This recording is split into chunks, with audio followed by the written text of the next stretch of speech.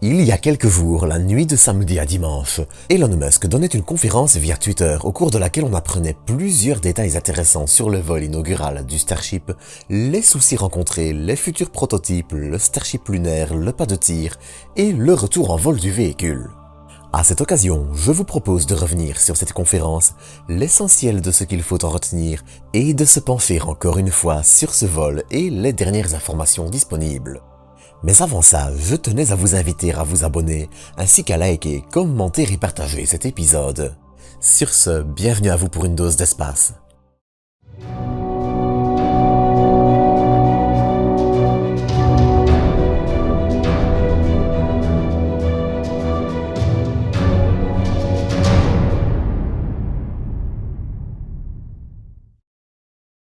Avant de pleinement commencer cet épisode, je tenais à vous inviter à regarder celui sur le résumé du vol qui, s'il est loin d'être essentiel, est un assez bon complément pour mieux appréhender celui-ci.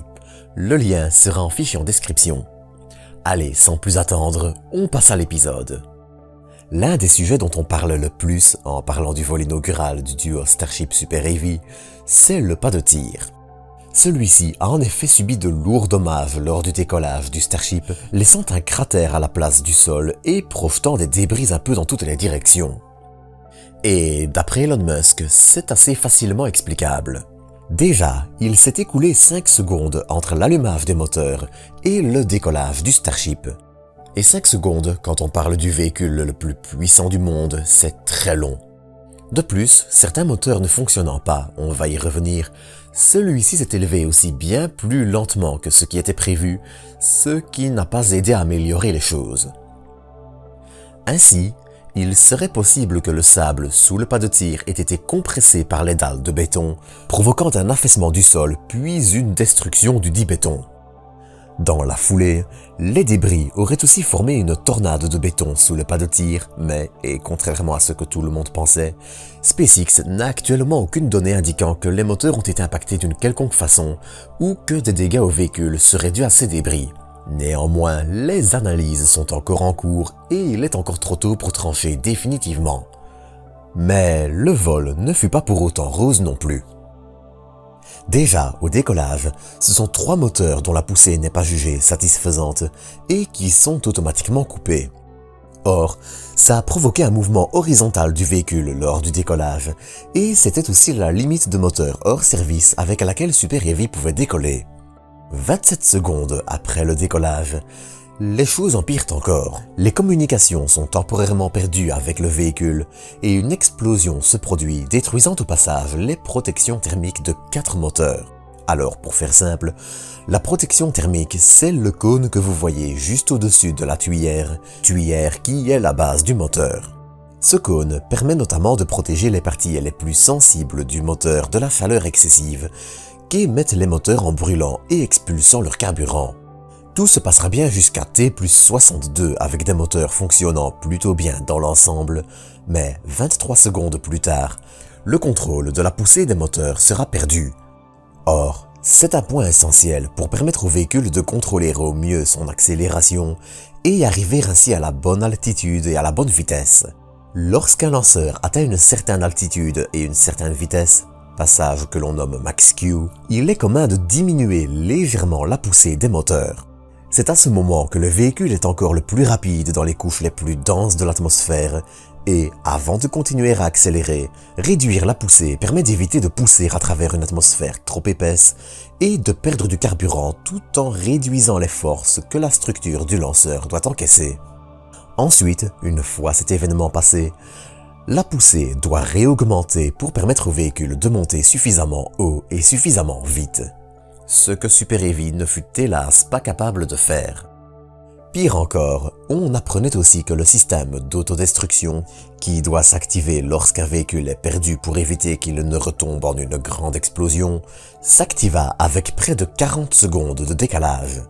Mais, et c'est un des points les plus importants, si le contrôle de la poussée n'avait pas été perdu, le premier vol aurait probablement été un succès malgré des conditions très rudes par moments. Bon, il faut être honnête, beaucoup de choses se sont mal passées.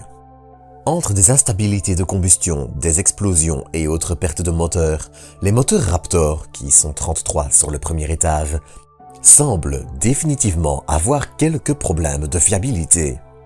Même si, officiellement, c'est parce que l'entreprise a un stock de moteurs suffisant, l'annonce du ralentissement de la production des moteurs pourrait aussi avoir un lien avec le besoin de travailler sur certaines améliorations et d'ainsi éviter de fabriquer des moteurs défectueux pour rien.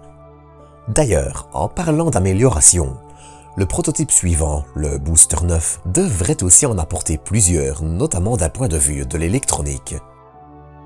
Ainsi, les problèmes tels que la communication et le contrôle de la poussée ne devraient plus en être dès le prochain vol, même si SpaceX ne semble pas encore connaître avec certitude le prochain duo à voler.